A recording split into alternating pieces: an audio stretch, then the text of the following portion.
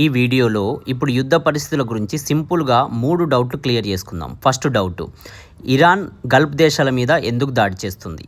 And second doubt, మరి Gulf దేశాలను రక్షించాల్సిన బాధ్యత అమెరికాదే కదా, ఎందుకంటే అమెరికా అనేది గల్ఫ్ దేశాలకు మిత్రదేశం.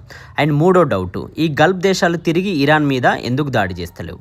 ఫస్ట్ మాట్లాడుకున్నట్టు మొదటి డౌట్, ఇరాన్ గల్ఫ్ దేశాల మీద ఎందుకు దాడి చేస్తుంది? దీనికి సమాధానం ఏంటంటే, ఇరాన్ అమెరికా వాళ్లకు మిలిటరీ బేస్లు గల్ఫ్ దేశాల్లో ఉన్నాయి కాబట్టి వాళ్ళకు సంబంధించిన మిలిటరీ బేస్ల మీద దాడి చేస్తుంది. సో దాంతో పాటు ఈ గల్ఫ్ దేశాల్లో ఉన్న వ్యాపార సముదాయాల మీద వాళ్ళని ఆర్థికంగా దెబ్బతీసేలా వాళ్ళకు అత్యధికంగా పెద్ద పెద్ద బిల్డింగ్ల మీద కూడా దాడి చేస్తుంది. ఎందుకు ఇలా చేస్తుంది అని అంటే, ఇరాన్ ఆల్రెడీ గల్ఫ్ దేశాలకి చెప్పింది, మీ దేశంలో ఉన్న వేరే దేశస్తుల పౌరులకి సంబంధించిన పౌరులని మీరు వాళ్ళ దేశాలకు పంపించేయండి అని చెప్పి.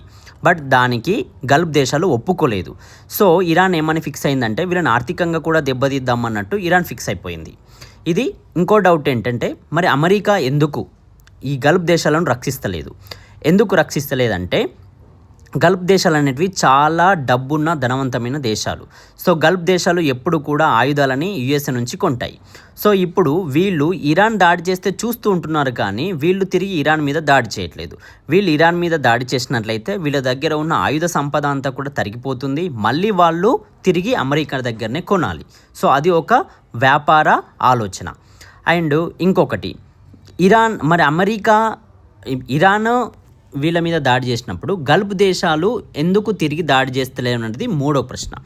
దీనికి సమాధానం ఏంటంటే, గల్ఫ్ దేశాలు తిరిగి ఇరాన్ మీద దాడి చేస్తే ఇరాన్ని ఇంకా రెచ్చగొట్టినట్టు అవుతుంది, ఇంకా శత్రు దేశాలుగా మారుతాయి. అండ్ ఇంకొకటి ఏంటి, వీళ్ళు ఎప్పుడు కూడా అంత యుద్ధం చేసిన వాళ్ళు కాదు. ఇజ్రాయెల్ కానీ, ఇరాన్ కానీ, అమెరికా కానీ యుద్ధంలో చాలా ఆరితేరిన వాళ్ళు. వాళ్ళకి యుద్ధం ఎలా చేయాలనేది తెలుసు. గల్ఫ్ దేశాలు ఎప్పుడు కూడా యుఎస్ఏ రక్షణలోనే బతికాయి.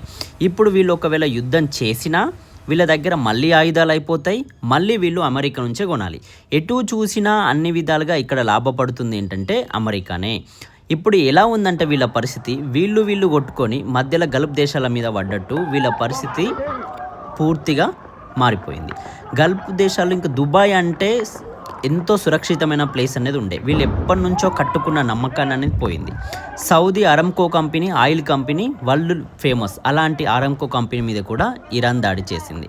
సో గల్ఫ్ దేశాల్లో ఇప్పుడు అభద్రతా భావం అనేది స్టార్ట్ అయిపోయింది. వాళ్ళు ఎప్పటి నుంచో బిల్లు చేసుకున్న నమ్మకం అనేది పోయింది.